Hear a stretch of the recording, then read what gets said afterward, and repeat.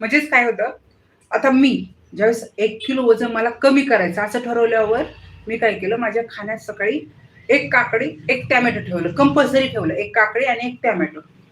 आणि मी 2 चपात्या खाल्ल्याच्या नंतर जे काही मला ते कंटाळा आल्यासारखं व्हायचं, तिथं मी 1.5 चपाती केली सुरुवातीला. 1.5 चपाती, काकडी, टोमॅटो. आता काय वाटायला लागलं, मला पोट माझं असं छान भरलंय, आता मला काही भूक लागणार नाही, असं मला वाटायला लागलं. हां, मग मधल्या वेळात मी काय केलं, थोडं पाणी पिण्याकडे जास्त लक्ष दिलं, की पाणी, कधी ताक. म्हटलं पाहायचंय नेमकं हे खरंच आपल्याला फायद्याचं होतंय का? म्हणून मी हे सगळं स्वतःवर डेमो केलं. त्यावेळेस लक्षात आलं, की मी थोडं पाण्याकडे लक्ष दिलं, तर पहिलं माझ्या पाणी पिण्यात फक्त 2 लिटर जात होतं. नंतर लक्ष दिल्यावर वाढलं ते पाणी माझं 4 लिटर पाणी झालं दिवसाचं पिण्याचं. खाण्यामध्ये काकडी, टोमॅटो वाढला.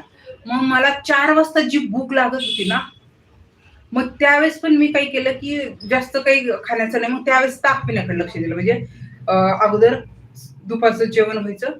4 वाजता मी ताक पिण्याकडे लक्ष दिलं आणि मग संध्याकाळी जेवायला असायचं ना, त्यावेळेस पण अगोदर मी काकडी आणि टोमॅटोच खायचे.